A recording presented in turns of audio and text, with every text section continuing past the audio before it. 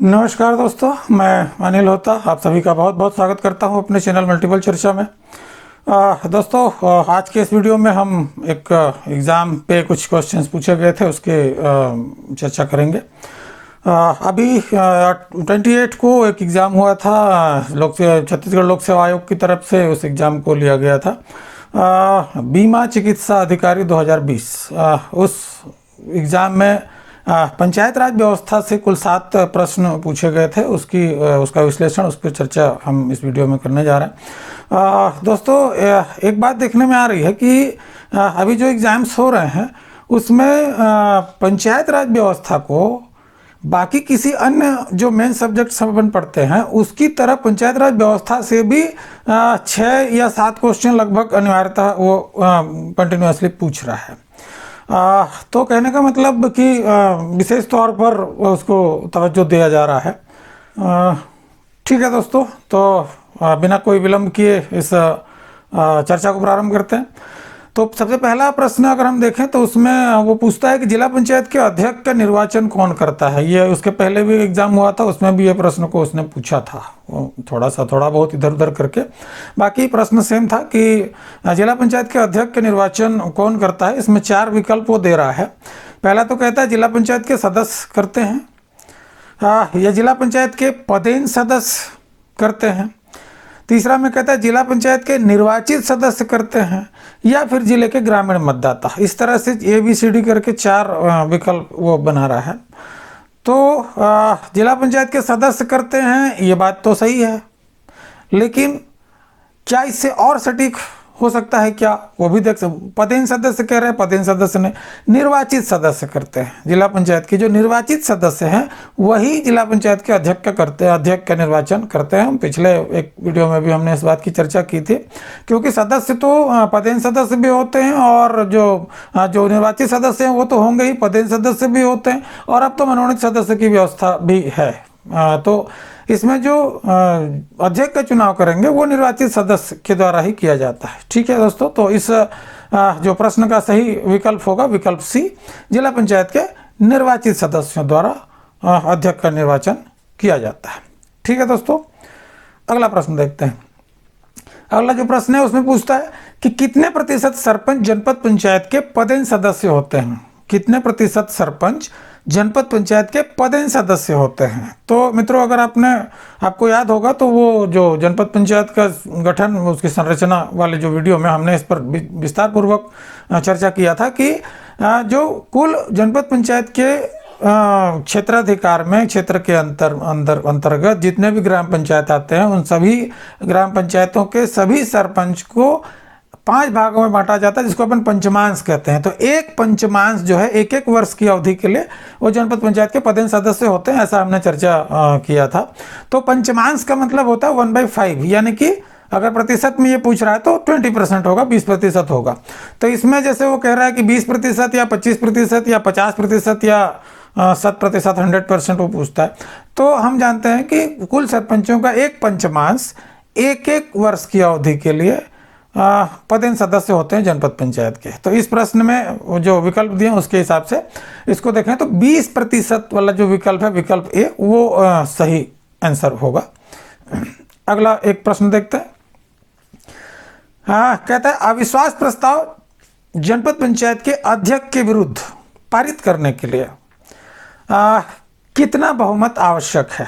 जनपद पंचायत के अध्यक्ष के विरुद्ध अविश्वास प्रस्ताव पारित करने के लिए कितना बहुमत आवश्यक है, वो ये पूछ रहा है। विकल्प में वो देता है कि उपस्थित और मतदान करने वाले सदस्यों का बहुमत, मतलब सामान्य तौर पे बहुमत। दूसरा कहता है एक निरपेक्ष बहुमत। ठीक है। तीसरा कहता है उपस्थित और मतदान करने वाले सदस्यों का 2/3 बहुमत, यानी कि 2/3 बहुमत, या फिर उपस्थित व मतदान करने वाले सदस्यों का 3/4 या 3/4 बहुमत। ठीक है दोस्तों, तो इसमें जो विकल्प दिया है उसके हिसाब से विकल्प D जो है वो हालांकि पूर्णतः सही नहीं है, क्योंकि नियम ये कहता है कि उपस्थित और मतदान करने वाले कुल सदस्यों के 3/4 यानी कि 3/4 बहुमत से, जो कि तत्समय उस पंचायत को गठन करने वाले कुल सदस्यों संख्या के 2/3 से अधिक हो। ये पूरा जो नियम है, ये पूर्ण वाक्य है। उसका आधा दिया है, हालांकि इसमें विकल्प में आधा दिया है कि उपस्थित और मतदान करने वाले कुल सदस्यों को 3/4 यानी कि 3/4 बहुमत से ऐसा कह रहा है। तो विकल्प के हिसाब से, जो प्रश्न के हिसाब से, विकल्प डी इसका सही उत्तर होना चाहिए। हालांकि इनकम्प्लीट है, अधूरा है, लेकिन अन्य विकल्पों की तुलना में अगर देखें तो विकल्प डी इसमें अधिक सही लगता है। ठीक है, तो एक और प्रश्न देखते हैं। इसमें अगले प्रश्न में पूछता है कि किसे प्रत्यावर्तन द्वारा पदच्युत किया जा सकता है। रिकॉल की बात फिर कर रहा है, पिछले वीडियो में भी हमने इसकी बात की थी। किसे प्रत्यावर्तन द्वारा पदच्युत किया जा सकता है, यानी कि पद से हटाया जा सकता है। तो इसमें जो विकल्प दे रहा है ABCD 4 जो विकल्प दिया, पहले कहता है जनपद पंचायत का अध्यक्ष, दूसरा जिला पंचायत का अध्यक्ष, तीसरा कहता है सरपंच, या फिर डी ऑप्शन में कहता है कि उपरोक्त में से कोई नहीं। ठीक है, तो एक बात हम दोबारा मैं दोहरा देता हूँ, एक बार हम क्लियर कट समझ लें कि रिकॉल का जो प्रोसेस है वो सिर्फ और सिर्फ ग्राम पंचायत में ही है। जिला पंचायत और जनपद पंचायत में रिकॉल का कोई लेना देना नहीं है, नंबर 1। तो जो पहला विकल्प ए और बी तो वैसे ही चलेगा। ग्राम पंचायत स्तर पर भी रिकॉल की व्यवस्था है, तो वो भी जो निर्वाचित, जो प्रत्यक्ष निर्वाचन से जो सदस्य हैं, यानी कि सरपंच और पंच, अभी इन्हीं दोनों के लिए ही लागू होता है रिकॉल, क्योंकि पंच भी प्रत्यक्ष निर्वाचन से आता है और सरपंच भी प्रत्यक्ष निर्वाचन से आता है। तो अभी की स्थिति में पंच और सरपंच इन्हीं दोनों के लिए ही ये लागू होता है रिकॉल का जो इस प्रश्न के अनुसार क्योंकि इसमें सरपंच का ऑप्शन दिया है, सरपंच और पंच दोनों देना चाहिए था, लेकिन अगर दोनों नहीं दिया है तो क्या सरपंच को किया जा सकता है। तो प्रश्न के हिसाब से उपयुक्त में से कोई नहीं अगर ध्यान में जाए, हम ये कहें कि भाई सरपंच को भी और पंच को भी रिकॉल किया जा सकता है, पंच को भी शामिल करना चाहिए था इसमें, तो फिर अलग बात है।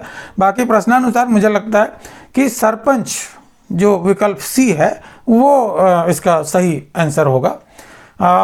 ठीक है, आगे देखते हैं। पूछता है कि जनपद पंचायत का अध्यक्ष जो जिला पंचायत का पदेन सदस्य है, जनपद पंचायत का अध्यक्ष जो जिला पंचायत का पदेन सदस्य है, वो जिला पंचायत की कौन सी स्थायी समिति का सदस्य होगा, जिला पंचायत की किस स्थायी समिति का सदस्य होगा। ठीक है, तो दोस्तों आपको अगर याद होगा तो जिला पंचायत वाले का गठन संरचना वाले वीडियो में हमने इस पर चर्चा की थी कि जनपद पंचायत के अध्यक्ष जो कि जिला पंचायत के पदेन सदस्य होते हैं, वो जिला पंचायत की किसी भी स्थायी समिति के सदस्य नहीं होते। सांसद और विधायक की बात मैं नहीं कर रहा हूँ, जनपद पंचायत के जो अध्यक्ष जो कि जिला पंचायत के पदेन सदस्य होते हैं वो स्थायी समिति के सदस्य नहीं होते हैं। ठीक है, विकल्प में देख लेते हैं कि कहता है कि सामान्य प्रशासन समिति, शिक्षा समिति, ग्रामीण विकास समिति, या फिर उपरोक्त में से कोई नहीं। तो वो चूंकि वो किसी भी स्थायी समिति का सदस्य नहीं होते हैं, तो इस प्रश्न के अनुसार जो विकल्प दिए गए हैं उसके हिसाब से जो विकल्प डी है, उपरोक्त में से कोई नहीं, ये इसका सही आंसर होगा। ठीक है, अगला प्रश्न देखते हैं। जिला पंचायत की सामान्य प्रशासन समिति का सभापति कौन होता है? जिला पंचायत की सामान्य प्रशासन समिति का सभापति कौन होता है? सिंपल सी बात है, हम जानते हैं कि पंचायत, तीनों पंचायत की भी बात करें तो सामान्य प्रशासन समिति का जो अध्यक्ष है वो पदेन होता है, और वो पदेन अध्यक्ष वही होता है जो उस पंचायत का अध्यक्ष होता है। अगर ग्राम पंचायत के मामले में करें तो सरपंच उसका अध्यक्ष होता है, तो सामान्य प्रशासन समिति का अध्यक्ष वो हो जाएगा। जनपद और जिला की बात करें तो वहाँ पर भी जो सामान्य प्रशासन समिति का जो जनपद या जिला पंचायत के जो अध्यक्ष है वही सामान्य प्रशासन समिति का भी अध्यक्ष होगा। ठीक है, तो इस प्रश्न के में वो जिला पंचायत के सामान्य प्रशासन समिति की बात कर रहा है, तो इसमें जो विकल्प बी में दिया गया जिला पंचायत का अध्यक्ष वो इसका सही आंसर होगा। बाकी तो ये जिला पंचायत का एक निर्वाचित सदस्य ऐसा भी कह लेता है। ठीक है, तो ऐसे तो अध्यक्ष भी जिला पंचायत के निर्वाचित सदस्य होता है, बाद में वो अध्यक्ष निर्वाचित होता है, लेकिन चूंकि इसमें अध्यक्ष अलग से एक ऑप्शन में दिया है और कूट नहीं है, कूट अगर दिया रहता तो हो सकता था इसमें एक से अधिक कथनों को हमको सही करना पड़ता। लेकिन चूंकि कूट इस प्रश्न में नहीं दिया गया, सीधा सीधा जो 4 ABCD 4 विकल्प है उन्हीं में से एक कोई हमको चुनना है। तो उस दृष्टि से अगर देखें तो जैसे कहता है जिला पंचायत का एक निर्वाचित सदस्य, ठीक, जिला पंचायत का अध्यक्ष, ये सही होगा। जिला पंचायत के अध्यक्ष द्वारा नामित कोई व्यक्ति कह रहा है तो वो ऐसा तो कोई नामित व्यक्ति होगा नहीं। या फिर समिति द्वारा निर्वाचित सदस्य, समिति द्वारा निर्वाचित सदस्य मतलब जो सामान्य प्रशासन समिति की हम बात कर रहे हैं वो तो पदेन ही होगा। शिक्षा समिति की बात कर रहे हैं तो वहाँ पे पदेन उसका सभापति होता है। उसके अलावा जो बाकी अन्य समिति हैं उन समितियों के सभापतियों को समिति के सदस्यों द्वारा निर्वाचित किया जाता है, वो अलग है। लेकिन वो चीज़ जो डी विकल्प में दिया है वो सामान्य प्रशासन समिति में के लिए लागू नहीं होता। उसका सभापति जो है वो पदेन होता है, जो कि जिला पंचायत का अध्यक्ष ही सामान्य प्रशासन समिति का अध्यक्ष होता है। ठीक है, एक और प्रश्न पूछा था दोस्तों इसमें, यह प्रश्न था, कहता है कि मान लीजिए कुछ अनियमितताओं के कारण ग्राम पंचायत का विघटन कर दिया गया, किसी तरह के अनियमितताओं के कारण ग्राम पंचायत का विघटन कर दिया गया, तो कहता है क्या होगा, तो क्या होगा। और इसमें 5 कथन दिया है और 5 कथन में से, ये कूट वाला प्रश्न है, 5 कथनों में से हमको तय चुनना है कि कौन कौन से कथन सही है और उसके हिसाब से कौन सा विकल्प सही होना चाहिए। ठीक है, कथन देख लेते हैं। कहता है कि शासन एक समिति का गठन करेगा। पहले विकल्पों को मैं पढ़ देता हूँ, उसके बाद नियम क्या है वो बताएंगे, देखेंगे। शासन एक समिति का गठन करेगा। दूसरे में कहता है ग्राम सभा एक समिति का गठन करेगी। तीसरे में कहता है कि नई पंचायत के गठन तक उक्त ग्राम पंचायत विहीन रहेगा। या फिर समिति, चौथे में कहता है कि समिति नई ग्राम पंचायत के गठन तक कार्य करेगी। और 5वें में कहता है कि नई ग्राम पंचायत की अवधि पूर्व ग्राम पंचायत की शेष अवधि तक रहेगी। ठीक है, ये 5 कथन दिया है। तो दोस्तों ये जो प्रश्न है ये ग्राम पंचायत राज अधिनियम की धारा 87 सेक्शन 87 में जो प्रावधान दिए गए हैं उसके प्रावधानों के बारे में ये पूछ रहा है, उससे जानना चाह रहा है। तो अगर हम 87 सेक्शन 87 को देखें, धारा 87 को देखें पंचायत राज अधिनियम में, तो वहाँ पर इसका प्रावधान किया गया है कि यदि कोई पंचायत किसी कारण से विघटित कर दी जाती है तो एक तो राज्य शासन द्वारा एक समिति का गठन किया जाता है, उसको प्रशासनिक समिति भी कहते हैं। तो एक समिति गठन किया जाता है और वो समिति फिर उस पंचायत के समस्त कार्यों को करती है, जो भी कार्य जो दायित्व अधिकार है वो सबका निर्वहन करती है। और वो जो अगला पंचायत का जो पुनर्गठन होगा, मतलब फिर से दोबारा गठित की जाएगी, तब तक के लिए वो समिति वो तमाम कार्यों का निर्वहन करेगी। और वो जो नया फिर से अगर पुनर्गठन होता है पंचायत का, तो वो पंचायत जो है उतने ही अवधि के लिए काम करेगी जो कि मूलतः जो पंचायत थी वो जितने समय तक, जिस अवधि तक वो पंचायत कार्य करती, सिर्फ उतने ही समय तक वो नवगठित पुनर्गठित पंचायत भी काम करेगी। ठीक है, तो इसमें एक तो शासन एक समिति गठन कर, पहला में शासन एक समिति गठन करेगी लिखा, तो हाँ राज्य शासन ही करता है, ग्राम सभा के द्वारा समिति गठन नहीं होता है। राज्य शासन एक समिति का गठन करेगी। या उसमें विहित प्राधिकारी भी लिखा है। विहित प्राधिकारी, इसके लिए विहित प्राधिकारी होता है संचालक पंचायत, डायरेक्टर पंचायत, इसके विहित प्राधिकारी होते हैं, उनके द्वारा एक समिति का गठन किया जाता है। ठीक है, और तो पहला तो सही हो गया। दूसरा, ग्राम सभा एक समिति, ग्राम सभा की समिति गठन नहीं करेगी। ठीक है, तीसरा को थोड़ा सा अपन रोक लेते हैं कि नई पंचायत के गठन तक उक्त ग्राम पंचायत विहीन रहेगा। थोड़ा सा पहले चौथे और 5वें की चर्चा कर लेते हैं, फिर तीसरे का भी करेंगे। तो चौथे में कहता है कि समिति नई ग्राम पंचायत के गठन तक ही कार्य करेगी। बिल्कुल ये सही है कि जो समिति बनाई जाएगी वो सिर्फ तभी तक कार्य करेगी जब तक कि उस पंचायत जो विघटन किया गया है उसका पुनर्गठन जब तक ना हो जाए तभी तक ही काम करेगी। उसके बाद फिर वो जो नई पंचायत आएगी वो अपना कार्य संभालेगी।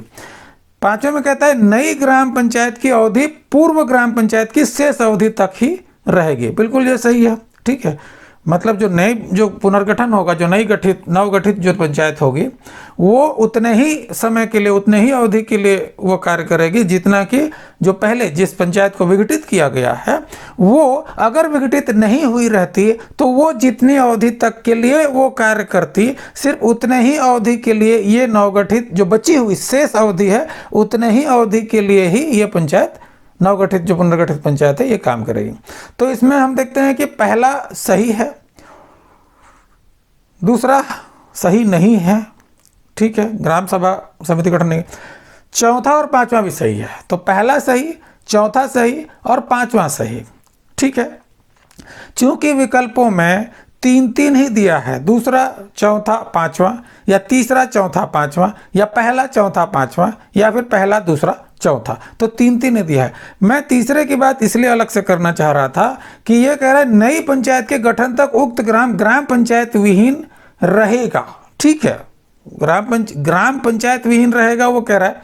तो ग्राम पंचायत के नाम से तो वहाँ पर एक्चुअल में कोई ऐसा ग्राम पंचायत के नाम से कोई संस्था नहीं रहेगी, लेकिन ग्राम पंचायत के समस्त कार्यों और दायित्वों का निर्वहन के लिए एक समिति, एक प्रशासनिक समिति वहाँ पर कार्य करती रहेगी, ठीक है।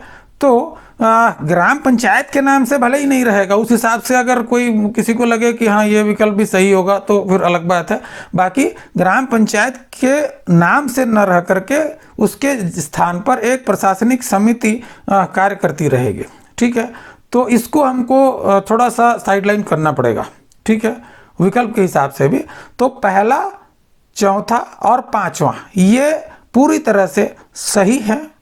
जो अगर इसमें देखें तो दोस्तों एक चीज़ और मैं बता दूं कि एक अधिसूचना जारी हुई थी इस संबंध में 1999 में। अगर हम देखें तो यहाँ पर आपको दिख रहा होगा नीचे कि अधिसूचना क्रमांक F154/22 पंचायत 2/99 दिनांक 23 जुलाई 1999 ये अधिसूचना एक निकाली गई थी। और उस अधिसूचना में ये तमाम चीज़ों को क्लियर किया गया है कि प्रशासनिक समिति का गठन कैसे होगा, उसके सदस्य कौन कौन होंगे और वो किस तरह से कब तक कार्य करेगी, उन तमाम चीज़ों को इसमें स्पष्ट किया गया है। और उस पर आधारित जो सेक्शन 87 है, धारा 87 में जो प्रावधान है, उस पर आधारित ये प्रश्न किया गया था। और इस प्रश्न का जो सही विकल्प के अनुसार सही जो उत्तर होना चाहिए वो विकल्प सी, पहला, चौथा और पांचवा, क्योंकि इस समिति का गठन राज्य शासन द्वारा किया जाएगा या उसके विहित प्राधिकारी जो डायरेक्टर पंचायत होते हैं तो राज्य शासन द्वारा किया जाएगा, पहला सही। और वो समिति नई ग्राम पंचायत के गठन तक ही कार्य करेगी, इसलिए चौथा भी सही। और सिर्फ बची हुई शेष अवधि तक के लिए ही वो पुनर्गठित जो पंचायत है वो काम करेगी, इसलिए पांचवा भी सही। तो इस हिसाब से इस प्रश्न का सही जो उत्तर है वो होना चाहिए विकल्प सी, ठीक है दोस्तों। तो आज के इस वीडियो में बस इतना ही। बाकी आपको अगर वीडियो अच्छी लगी हो तो लाइक भी कर सकते हैं, शेयर भी कर सकते हैं। और अगर जो हमारे साथी हैं जिन्होंने अभी तक हमारे चैनल को सब्सक्राइब नहीं किया है, अगर उनको लगता है कि करना चाहिए तो आप सब्सक्राइब भी कर सकते हैं। बाकी वीडियो को अंत तक देखने के लिए आप सभी का बहुत बहुत धन्यवाद। जय हिंद, जय छत्तीसगढ़।